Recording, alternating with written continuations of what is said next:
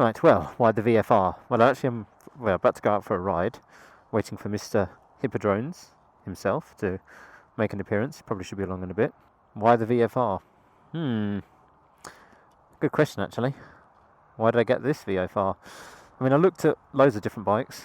I was looking at sports bikes, sports tourers, that sort of thing. So SV650s, they were priced way too high, all of them. I don't know why they've suddenly gone up, but they have. Might have to. I'm going to get a new front, I think, sooner rather than later. I think. I don't like this front. Is that a bike? No, it's a car. So I'm going to get a new front tyre for it, and I'm going to get some new fairing bolts because these ones are not holding so well. I mean, if you look at it, but in there though, the downpipes are looking lovely. No corrosion at all on them. They were changed a few years ago, probably about 10 years ago, but still. Really good condition for the age and everything, so nothing to really complain about.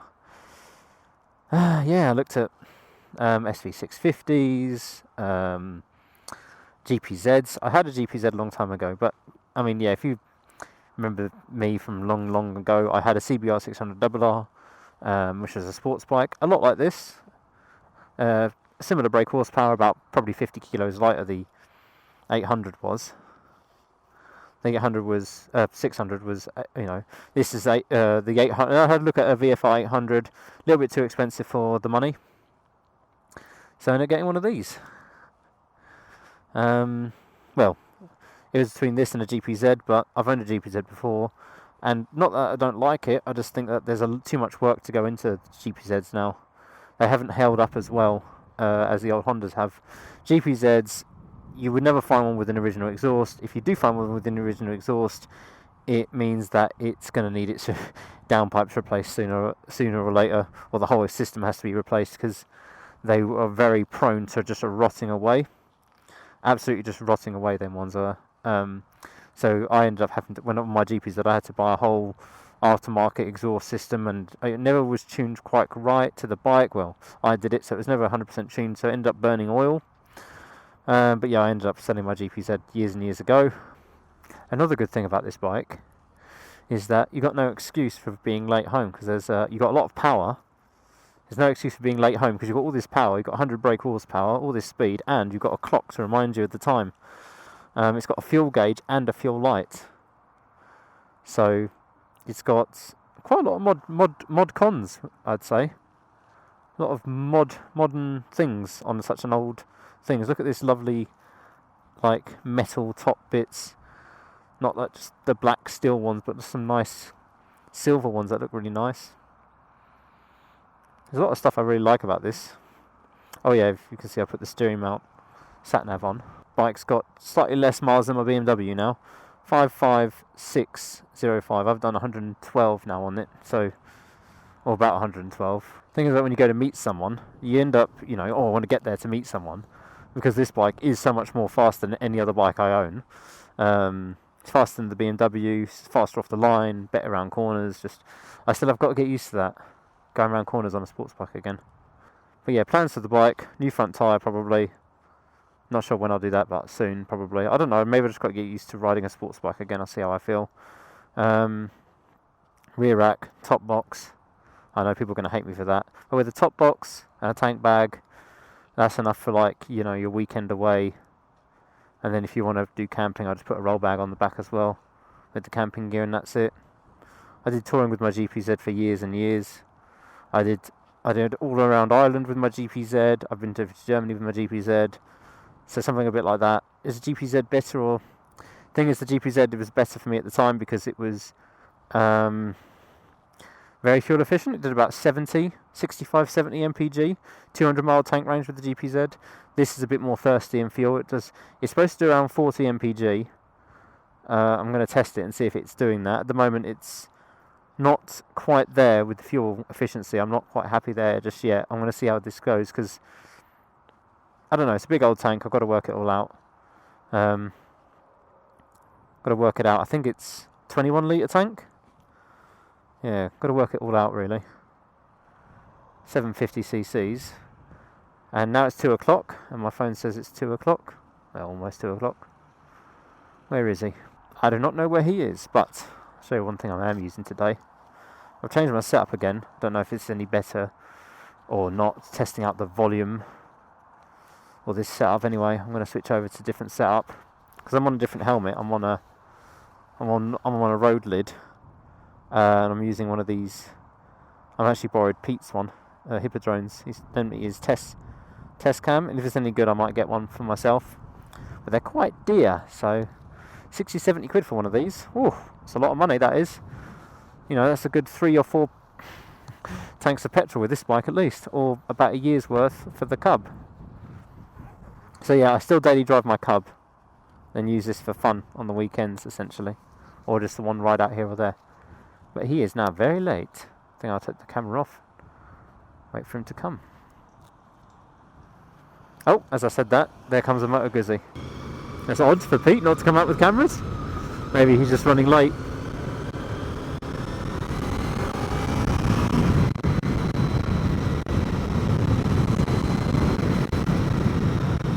Huh.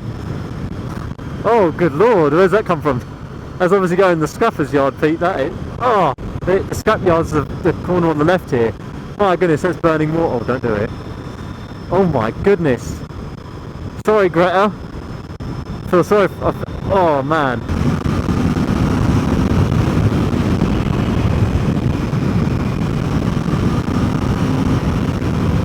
Yeah, this bike pulls quite well. I'm quite impressed with it, to be honest. The mirror keeps on moving. I need to readjust that. As I go fast, the mirror starts to fold in. I think it's because the previous owner used to fold in his mirrors when he put it in the garage, so the right one's a little bit loose. I might need to replace it, I don't know, but the adjuster nut's all the way in.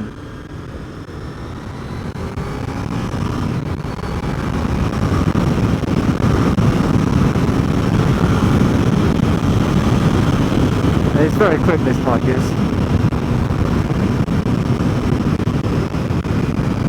Yes, I'm thoroughly enjoying this bike. Oh, better slow down. Nice and slow. See, that's why I wanted a sports tourer, because look, I can pretty much sit all the way upright. Oh, I'm going to do my bag's undone. I can sit pretty much upright, quite comfortably with one hand. Can sit up pretty much bolt upright if I slide my fingers on the bike. But a slightly smoother throttle, like that to that, barely move, but it just takes off. I love that. I absolutely love that power. It's addictive. Well, I might have to get fuel on the way back actually. I really need to get matching gear. I'm wearing a red helmet, black boots, white gloves, black and fluorescent yellow jacket. Now, this was the 5th bike I looked at, or 6th bike I looked at this year, when it comes to sports bikes or sports tourers. I had a look at one VFR and the guy wanted about 3 grand for it, and it was fantastic condition, but I don't want a bike that's in fantastic condition. I'd rather pay a little bit less for something with a few more character marks on it.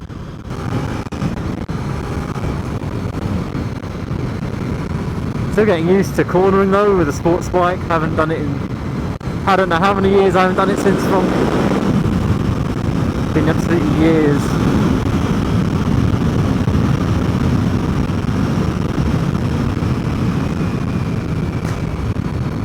Oh, that was a big backfire, that was.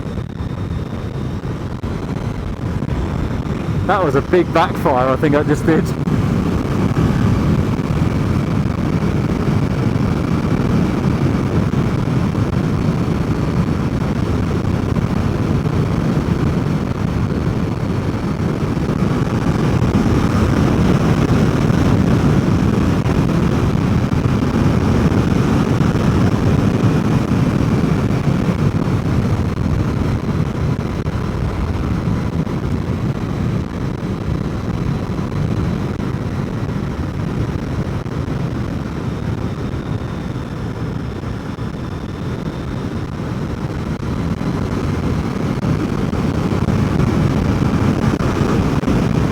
That's the first time I've probably opened it up actually. I'm driving it a bit gently. I have been driving it a little bit too gently maybe. I need to absolutely rev the tits off of it really. Ooh, going too fast again. How am I supposed to speed it? The speedo's so small on this. Because the numbers go so damn high. I'm supposed to have a top speed of 150. I mean the GPZ, I think the fastest I went with the GPZ was like 120 or 100. The fastest I went for it was 130, and the fastest I went for it for a long period, I think I held it at 100 miles an hour. And it still did about 50 to the gallon at 100 miles an hour, fully loaded. I kept it on there for about an hour, but I was so exhausted and I was in so much agony after doing that, I never went that fast again. Kept it around 70 or 80. Not in this country, by the way, that was in Deutschland, where the speed limit is a bit faster, and there I was, I had my chest down like that, you know, a bit loaded up with the top box and stuff. I was there like that, and out of nowhere a BMW overtook me. Oh yeah, it's just not, I mean I'm barely opening the throttle, like, that's, you know, not hardly any motion. I love it. I just love that throttle response. Is great. It's such an old, what, 26 years old, and it's still good. I do need to get a new lid though, because this lid is fine in the summer, but this is terrible in the rain. It's got a so where my mouth is like a massive vent, which means it's lovely and cool in the hot weather.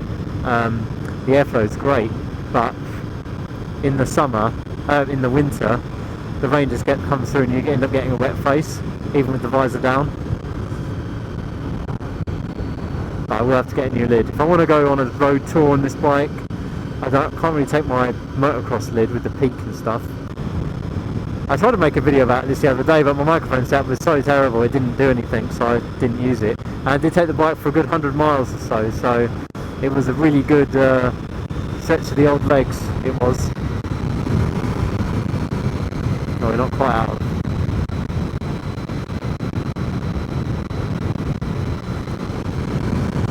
Still trying to get used to this.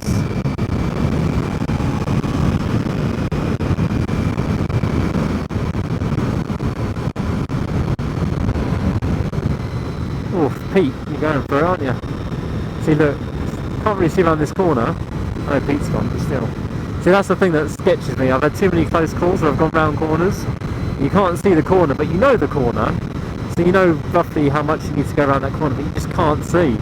So I've been round the corner and there's been backed up traffic, there's been an accident, and I've ended up crossing onto the other side of the road several times, you know, so I have to ease back a bit when I go into a corner like this one. I can't quite see the corner, but I know the corner, and I lose my speed.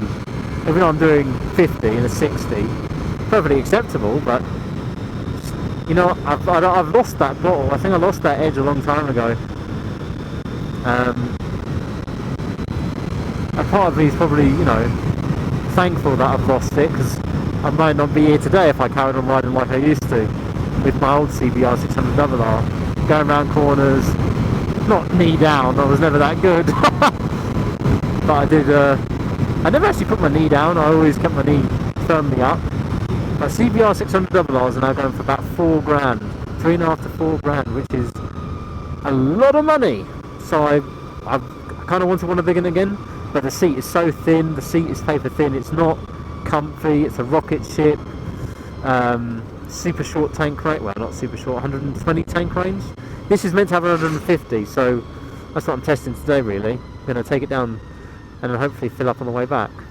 Can't be bothered with all these new bikes. I mean, MT-09s and stuff are great, but you'd have to service it. You still have to have some sort of computer diagnostic thing to plug it in. And some people don't always realise, oh, I'll get one of these bikes, no ride modes and stuff, just a simple one. But there's no such thing as a simple bike anymore. Pretty much every bike out there needs to have a computer in to be properly serviced, because the ABS on all bikes now, you need to plug it in. You can't just leave a brake system like normal. With the ABS on a bike, you have to plug the blimmin' computer in to tell the bike that you want to bleed the brakes. Not all bikes, okay, but pretty much every bike now has ABS, but not every bike you'd need to plug into a computer to service. You have to. It's a bike by bike basis. The BMW, for instance, can be an absolute pain to bleed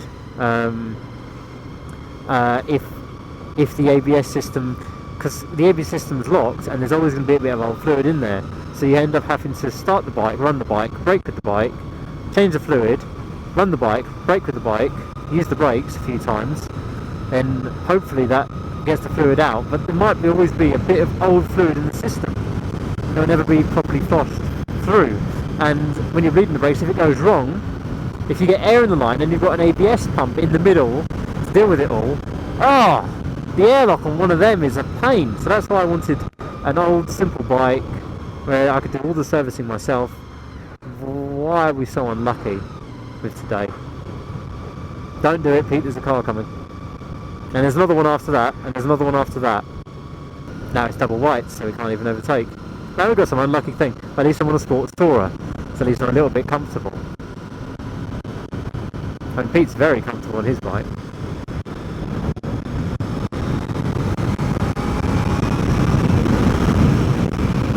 And yeah, with the power like that, you can nip in and overtake lovely.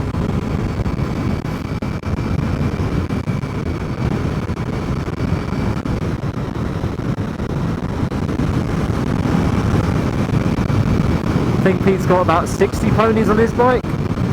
60 or 7, no, 80, 85, isn't it? 80 ponies, V85 TT, yeah. Plus he knows his bike a lot better than I know this one at the moment. So even on his slower bike, he'll be faster than me for quite a while. That's a, oh, another VFR, well, hey! I think that was an 800, or a newer 700, 750, one of the two. So, yeah, the rarity of a 750 though, there is a bit of rarity about these 750s, which makes them a bit more desirable, I think. Well, for me anyway. For something a bit unique, and it's not a red one either, which means my insurance is cheaper. If it was red, my insurance would be more money. Fuel, 1 bar left, 123 miles. Yeah, it probably could do 150 to a tank, so that seems about in line with what the Honda spec was 26 years ago. So I think it seems to be alright. Remember, no ABS and stuff like that, and 100 brake is probably about where you want it. You don't want any more than that. You don't really want more than 100 brake on the road, really. Like, after that it gets stupid. I mean, I think 100 is probably too much, to be honest. I think 100 possibly could be too much. But it does feel nice. You know, there's no such thing as a perfect bike. But between 60 and 80 would be probably the ideal spot.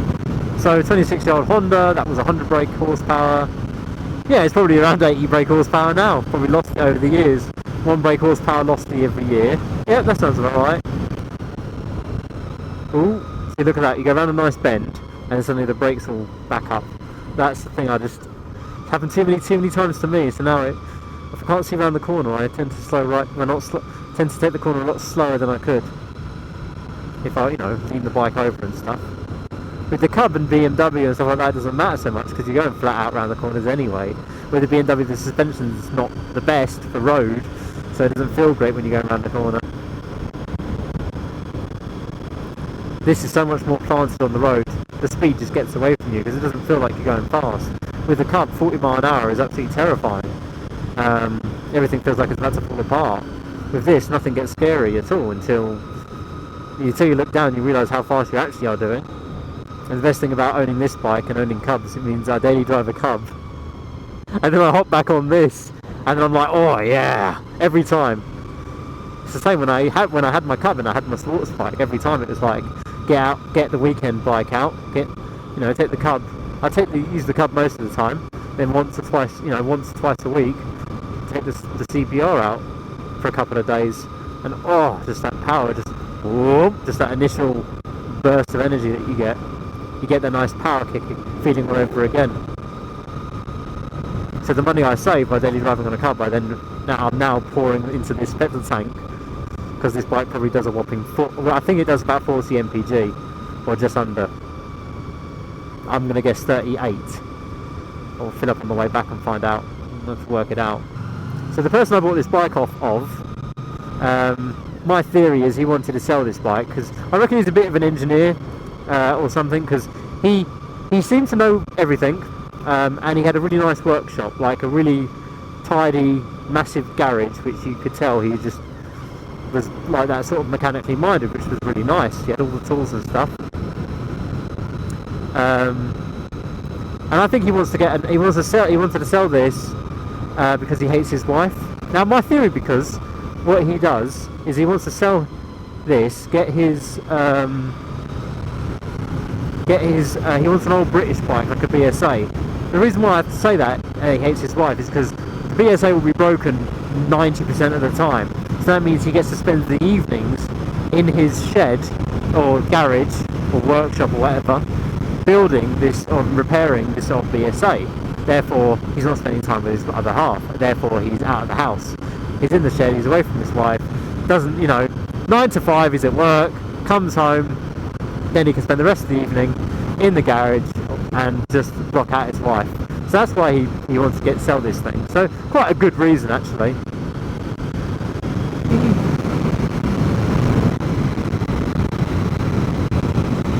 Oh yeah, that's another thing. Now that I own a sports bike, I get to complain about the condition of the roads. With the BMW, it doesn't matter what I was riding on, really. Now it's this, a spot of gravel. I'm like, oh no, gravel! Oh no, a pothole! Oh, it really hurts when you hit a pothole, and you weren't expecting it as well. I forgot about that. It just crushes your man parts. I better take the lead here, actually, because you might not know where to go. Aha! Power! Well, I think I've rambled on long enough. I guess if you like this video, whatever. Catch you in the next one. Thanks, Pete, for letting me borrow your delightful audio recorder thingy-majiggy. Ooh, boosa.